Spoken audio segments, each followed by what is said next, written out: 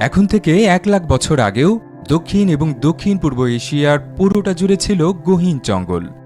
আনুমানিক 70 থেকে 80 হাজার বছর আগে এই এলাকায় প্রথম আদি মানুষের বসবাস শুরু হলে ধীরে ধীরে সেই জঙ্গলের আয়তন সংকুচিত হতে থাকে, যার আগ পর্যন্ত বিশ্বের বৃহত্তম জঙ্গলের অবস্থান ছিল এই দক্ষিণ এশিয়ায়। যদিও বর্তমানে এই খেতাব দক্ষিণ আমেরিকার অ্যামাজন জঙ্গলের মাথায় উঠেছে। যাই হোক, সুপ্রাচীন সেই জঙ্গলের বিশাল একটা অংশের অবস্থান ছিল ভারত মহাসাগর এবং বঙ্গোপসাগর সংলগ্ন উপকূলীয় এলাকায়। প্রাকৃতিক কারণেই উপকূলীয় এলাকায় জঙ্গলের চেহারা ক্রান্তীয় বনের বদলে ম্যানগ্রোভ বনে পরিণত হয়। ম্যানগ্রোভ বনের অন্যতম বৈশিষ্ট্য, এই বনের উদ্ভিদগুলো দিনে একাধিকবার সমুদ্রে জোয়ারের কারণে নোনা পানিতে অর্ধেক ডুবে থাকে। দক্ষিণ ও দক্ষিণ পূর্ব এশিয়ার উপকূলীয় এলাকা জুড়ে বিস্তৃত এই ম্যানগ্রোভ বনের খণ্ডিত কিছু ভগ্নাংশ এখনও টিকে আছে। ভারতের তামিলনাড়ু এবং অন্ধ্রপ্রদেশের উপকূলীয় এলাকায় অবস্থিত ম্যানগ্রোভ বন দুটি সেই ভগ্নাংশগুলোর মধ্যে উল্লেখযোগ্য।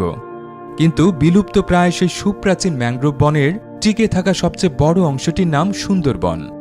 বাংলাদেশের দক্ষিণাঞ্চল এবং ভারতের পশ্চিমবঙ্গ রাজ্যের দুটি জেলা মিলিয়ে বিস্তৃত এই বনটি এখনও বিশ্বের বৃহত্তম ম্যানগ্রোভ বনের খেতাব ধরে রেখেছে।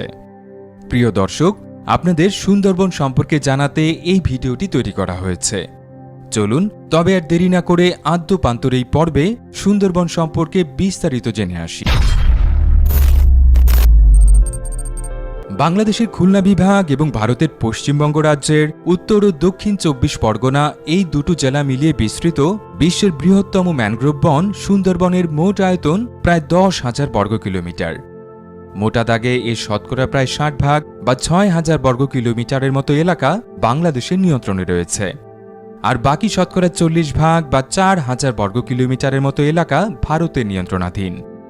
জমি মাপজোকের প্রচলিত এককের হিসেবে এই সুন্দরবনের আয়তন প্রায় 25 লাখ একর। বিস্ময়কর ব্যাপার হল, বিশ্বের দ্বিতীয় বৃহত্তম ম্যানগ্রোভ বনের আয়তন মাত্র 3,000 একরেরও কম। ভৌগোলিকভাবে এই সুন্দরবনের সীমানা দুটো নদী দিয়ে নির্দিষ্ট করা হয়েছে। পূর্ব দিকে ভারতের হুগলি নদী আর পশ্চিমে বাংলাদেশের বলেশ্বর নদ। এই দুটো জলধারার মধ্যবর্তী ম্যানগ্রোভ বনাঞ্চলের আনুষ্ঠানিক নাম সুন্দরবন। এই বনাঞ্চলটির নামকরণ নিয়ে একাধিক মতবাদ প্রচলিত রয়েছে। এর মধ্যে সর্বোচ্চ সমর্থনপুষ্ট মতবাদ অনুযায়ী সুন্দরী নামক এই বনের এক ধরনের গাছের নাম অনুসরণ করে সুন্দরবনের নাম রাখা হয়েছিল। তবে এর বিপরীতে কেউ কেউ বলেন সমুদ্র বন অথবা চন্দ্রবন নামটি অপভ্রংশের কারণে সুন্দরবনে পরিণত হয়েছে। উত্তরের হিমালয় পর্বতমালা থেকে নেমে আসা গঙ্গা, ব্রহ্মপুত্র এবং মেঘনা এই তিনটি জলধারার মোহনা এই সুন্দরবন এলাকায় অবস্থিত।